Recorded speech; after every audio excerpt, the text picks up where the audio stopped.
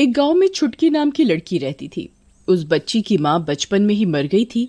इस कारण उसके पिता रामू भी उससे ढंग से बात नहीं करते थे।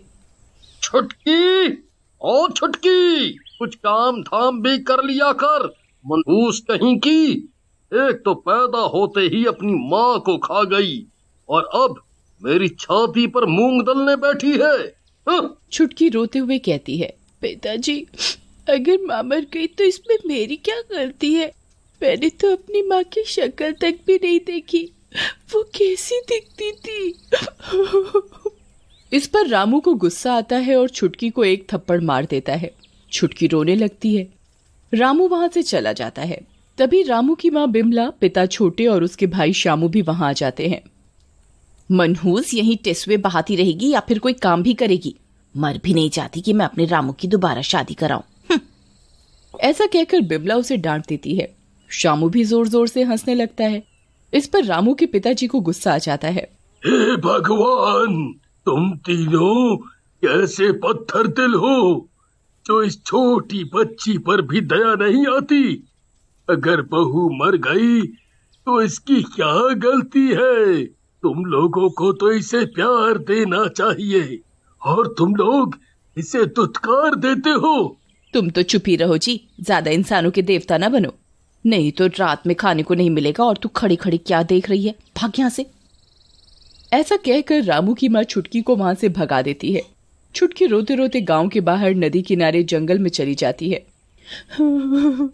आज अगर मेरी माँ जिंदा होती तो ये लोग मुझे ऐसे गंदा गंदा नहीं बोलते।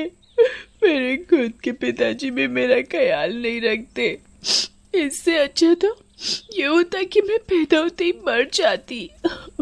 तभी छुटकी के सिर के ऊपर पेड़ में से कुछ डरावनी आवाजें आती हैं और एक चुड़ैल उसके आगे आकर खड़ी हो जाती है।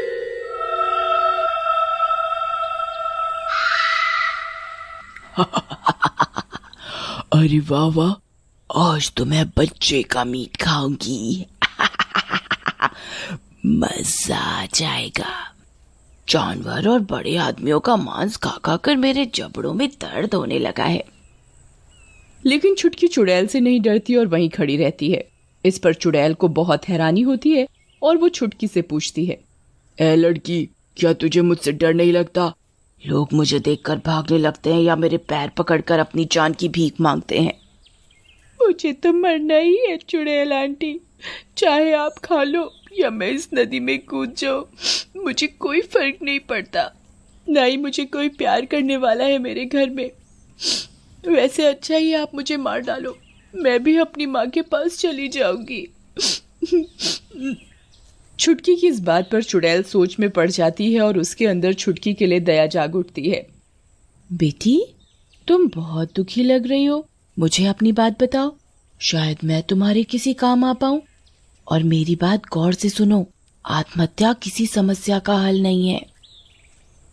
चुड़ैल की बात सुनकर छुटकी उसे सारी बात बताती है, जिसे सुनकर चुड़ैल को भी रोना आ जाता है और वो छुटकी से कहती है, छुटकी बच्ची, तुम्हारी कहानी तो सच में बहुत दुख भरी है, लेकिन चिंता ना करो, मैं तुम्हारे साथ हूँ और अब से तुम रोना बंद करो, मैं तुम्हारे लिए जरूर कुछ करूंगी।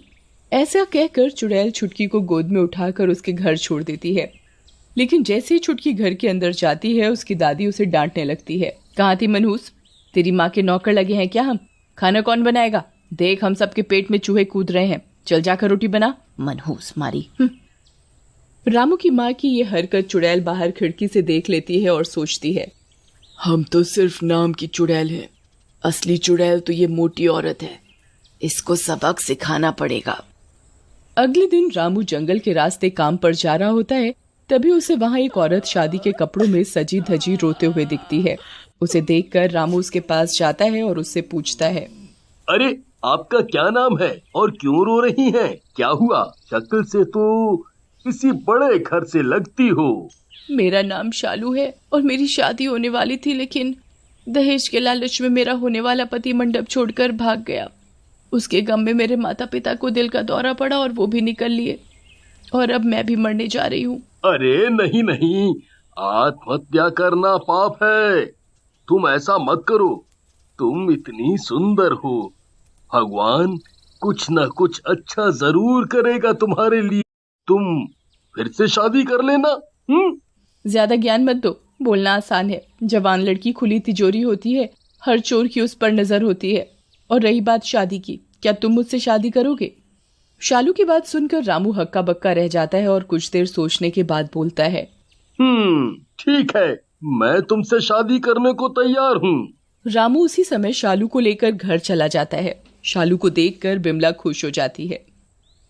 अरे शामू देख, तेरा भाई दोबारा तेरी भाभी लाया है, वो भी बिल्कुल चांद का टुकड़ा, और शक्ल से तो किसी बड़ी घर की लगती है।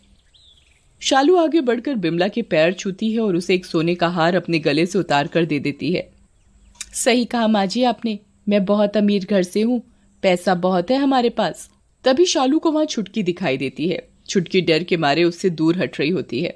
अरे वाह, कितनी प्यारी बच्ची है, आओ मेरे पास आओ, डरो मत। वैसे किसकी बच्ची है ये? बिमला हंसते हुए बोलती है, हमारे पड़ोसियों की। बेचारी की माँ बचपन में मर गई, तब से हमारे ही घर में रहती है। फिर बिमला छुटकी को वहां से जाने के लिए कहती है।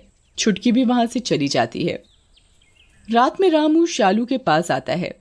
प्रियतम, इस शादी की ड्रेस में तो तुम बिल्कुल फिल्मी हीरोइन लग रही हो, तो आज हो जाए दंगल। सब्र करो, मैं कहाँ भागी जा रही हूँ। मैं बहुत थक गई हूँ, आज सो जाते हैं, दंगल कल या और किसी दिन करेंगे। उसके बाद शालू सोने का नाटक करने लगती है। रामू के सोते ही वो छुटकी के कमरे में जाती है। छुटकी वहां रो रही होती है। शालू को देखते ही छुटकी को गुस्सा आ जाता है। आप यहाँ से चले जाओ, मेरी माँ का घर है, यहाँ कोई और नहीं आ सकता। छुटकी को गुस्से में देखकर शालू अपने असली चुड़ैल वाले रूप में आ जाती है। चुड़ैल को देखकर छुटकी उसके गले लग जाती है। चुड़ैल बोलती है, तू रो मत छुटकी, मैं यहाँ इन लोगों को सबक सिखाने आई हूँ। मेरी तेरे पिताजी से तेरे बारे में बात हुई है, वो तुझे प्यार करते हैं, बस थोड़ा परेशान है। फिर छुटकी को सुलाने के बाद चुड़ैल शालू के रूप में आ जाती है और रामू के कमरे की तरफ बढ़ती है। लेकिन तभी उसे शामू और बिमला एक कमरे में बात करते दिखते हैं। मजा आ गया बेटा, इस बार ये रामू का बच्चा तो मोटी मुर्गी फंसा कर लाया है। बेवकूफ को पता नहीं कि मैं तो उसकी सौतेली माँ हूँ। पहली वाली को भी मैंने जहर देकर मार डाला था और उसके सारे पैसे खा गई थी। अब ये आई है नई हीरोइन, अब मौका लगते ही इसको भी। लेकिन पहले उस मनहूस छुटकी को ठिकाने लगाना है। माँ, तुम चिंता ना करो, मैंने सब प्लान कर लिया। बस कल की रात इस छुटकी की आखिरी रात होगी। तो ये माजरा है। बच्चों, मेरे रहते तुम छुटकी का बाल भी बांका नहीं कर सकते। ऐसा कहकर शालू वहां से चली जाती है और अगली रात जब सब सो रहे होते हैं तभी शामू और बिमला छुटकी के कमरे में जाते हैं और उसका मुंह दबाकर उसे फांसी देने के लिए लटका देते हैं। तभी शालू वहां रामू के साथ आ जाती है। शामू, ये सब क्या है? तुम मेरी बेटी की जान लेना चाहते थे, मुझे शालू ने सब बता दिया है। मैं तुम्हें पुलिस के हवाले करूंगा। शामू हाथ में चाकू लेकर शालू की तरफ बढ़ता है। तूने हमारा भांडा फोड़ा, मैं तुझे जिंदा नहीं छोड़ूंगा। शालू अपने चुड़ैल वाले रूप में आ जाती है।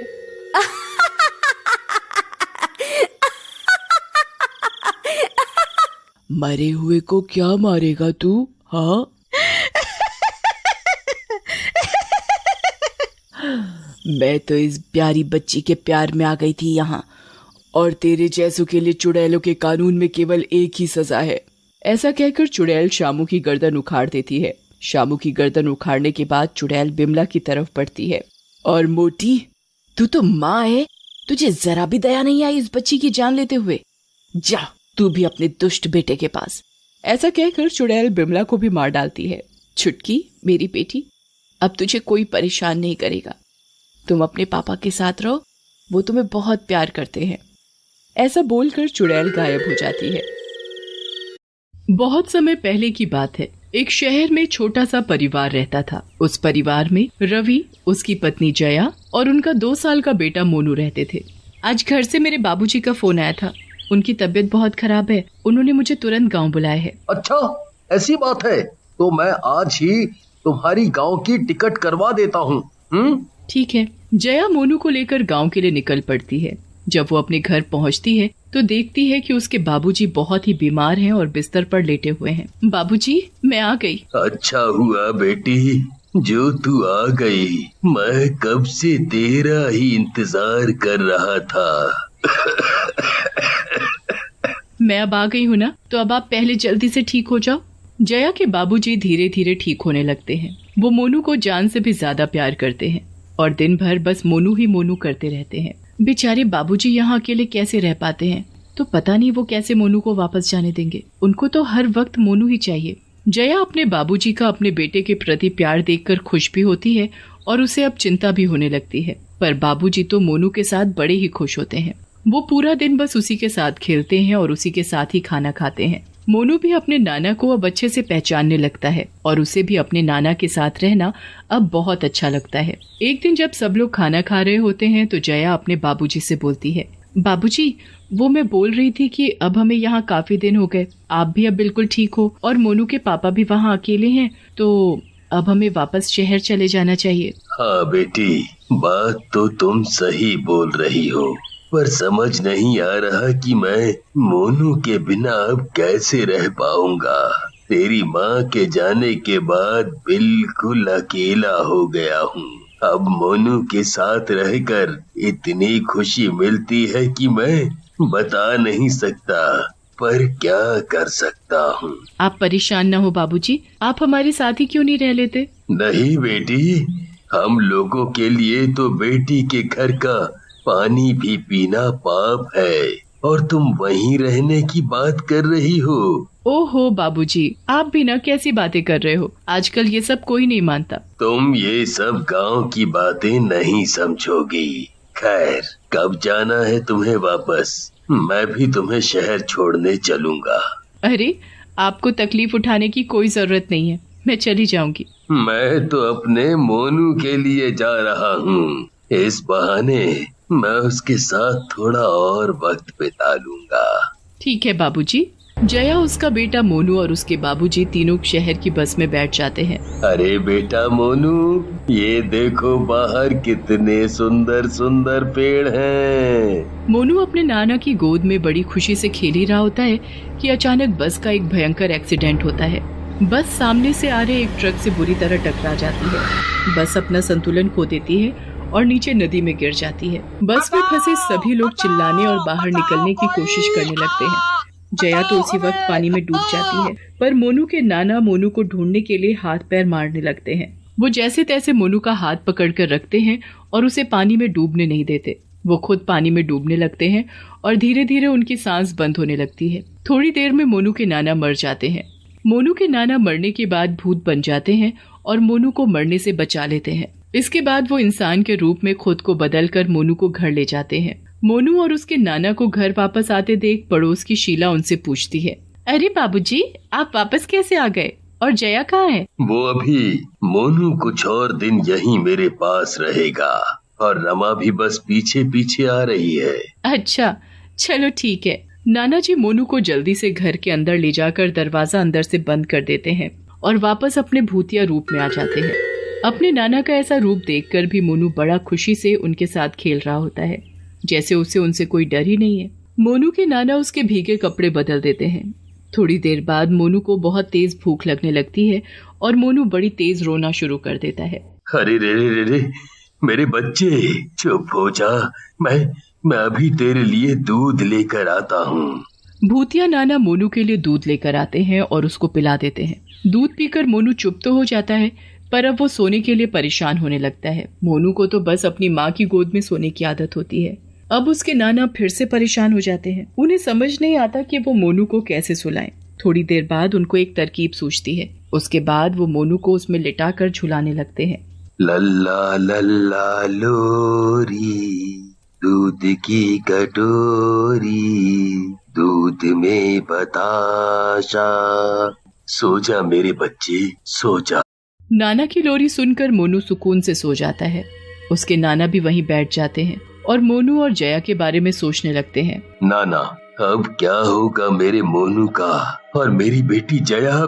बेचारी मेरी बच्ची जाने कहां नदी में बह गई, जो मुझे आखिरी बार उसकी शक्ल देखनी भी नसीब नहीं हुई। पता नहीं दामाद जी को इस हादसे के बारे में कुछ पता भी है या नहीं, पर अगर उन्हें पता चलेगा तो वो मोनू को यहाँ से ले जाएंगे। फिर मोनू का वहाँ शहर में कौन ध्यान रखेगा? दामाद जी तो ऑफिस चले जाएंगे। नहीं नहीं, मैं मोनू को किसी को नहीं दूंगा। मुझे इसे सबकी नजरों से छुपा कर रखना होगा। हाँ, सबकी नजरों से छुपा कर रखना होगा। मोनू के नाना मोनू को अकेले ही पालने लगते हैं और गांव वालों को इस बात की भनक भी नहीं लगने देते कि वो मर चुके हैं। वो हमेशा अपने घर के दरवाजे को बंद रखते हैं ताकि वहाँ कोई ना आ सके। ऐसे ही धीरे धीरे 2 दिन बीत जाता है। मोनू के नाना मोनू को बिल्कुल एक माँ की तरह पालने लगते हैं। वो रोज सुबह उठकर उसे नहलाते, उसे खाना खिलाते और उसके साथ खेलते। मोनू को भी अब धीरे धीरे अपने नाना के साथ रहने की आदत पड़ जाती है। एक दिन पड़ोस की शीला कुछ काम से वहाँ आ जाती है और दरवाजा खटखटाने लगती है। मोनू के भूतिया नाना आवाज सुनकर घबरा जाते हैं। उन्हें समझ नहीं आता कि वो अब करे तो क्या करे। वो अपना इंसान रूप लेकर दरवाजा खोल देते हैं। हाँ, बोलो शीला, तुम यहाँ क्यों आई हो? अरे, आप ऐसे क्यों बोल रहे हैं? ऐसे तो आप कभी मुझसे बात नहीं करते। नहीं, तुम अभी जाओ यहाँ से, मैं कुछ काम कर रहा हूँ। अरे, पर ये तो बता दो आपकी जया कहाँ है? आपने तो उस दिन कहा था कि वो अभी आ रही है, पर मैंने तो उसे इतने दिन से एक बार भी नहीं देखा। वो काम कर रही है। अब तुम जाओ यहाँ से, मोनू रो रहा है। शीला को मोनू के नाना का व्यवहार बहुत अजीब लगता है, पर वो चुपचाप वहाँ से चली जाती है। उसे कुछ तो गड़बड़ लगती है, इसलिए वो रात को फिर से वापस आती है और चुपके से खिड़की से झांककर अंदर देखने लगती है। अंदर का नजारा देखकर तो उसके होश ही उड़ जाते हैं। एक भूत मोनू को अपने बच्चे की तरह खिला रहा होता है और मोनू उसे नाना नाना बोल रहा होता है। हे भगवान, मतलब ये नाना तो भूत है, पर ये सब मामला आखिर है क्या? मुझे इसका पता करना होगा। शीला वहाँ से चली जाती है और अपनी 2-4 सहेलियों को ये बात जाकर बताती है।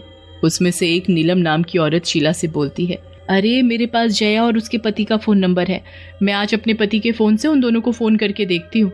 हाँ बहन, एक बार पता करो। नीलम घर जाकर अपने पति से जया को फोन मिलाती है तो फोन बंद आता है, पर उसके बाद जब वो उसके पति रवि को फोन करती है तो रवि उससे पूछता है, आप कौन? मैं जया की सहेली हूँ। वो मैंने ये पूछने के लिए फोन किया था कि जया आखिर है कहाँ और वो अपने बच्चे को यहाँ अकेले छोड़कर कैसे जा सकती है। ये तुम क्या बोल रही हो? जया, मोनू और उसके नाना की तो मौत हो गई है। जब वो घर वापस आ रहे थे तो बस नदी में गिर गई थी, किसी का कुछ पता नहीं चला। मैं तो आज तक उसी दुख में हूँ। अरे पर मोनू तो यही है और वो अपने नाना के घर में है। आप यहाँ जल्दी आ जाओ क्योंकि उस बच्चे को किसी भूत ने पकड़ रखा है जिसे वो बच्चा नाना बोलता है। ये बात सुनकर रवि की तो हालत खराब हो जाती है। वो तुरंत गांव जाता है और घर पहुंचकर दरवाजा खटखटाने लगता है। जब कोई अंदर से दरवाजा नहीं खोलता तो वो गांव के लोगों को इकट्ठा करके दरवाजा तोड़ देता है। अंदर मोनू अपने भूतिया नाना की गोद में खेल रहा होता है। मोनू, मेरा बेटा, मेरा बच्चा, तू जिंदा है? ये तुमने मेरे बच्चे को यहाँ क्यों कैद किया हुआ है? कौन हो तुम? नाना बेटा, तुम इस भूत को नाना क्यों बोल रहे हो? क्योंकि मैं इसका नाना हूँ। उस दिन हादसे में सब मर गए, पर मेरी आत्मा मरने के बाद भी मोनू को बचाने आ गई। मैंने मोनू को बचाया और यहाँ ले आया। आपने मोनू को सबसे छुपा कर क्यों रखा? मेरा मोनू ही मेरे जीने का एक सहारा था। मैं किसी पर भरोसा नहीं करता, इसलिए मैंने ऐसा किया। मोनू के भूतिया नाना मोनू को रवि के पास नहीं सौंपना चाहते थे। पापा,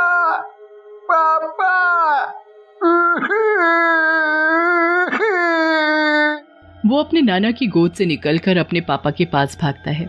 रवि जल्दी से मोनू को गोद में उठा लेता है। रवि का मोनू के प्रति प्यार देखकर उसके नाना को समझ आ जाता है कि वो मोनू के साथ गलत कर रहे हैं और यही सोचकर वो वहां से गायब हो जाते हैं और उनकी आत्मा को शांति मिल जाती है।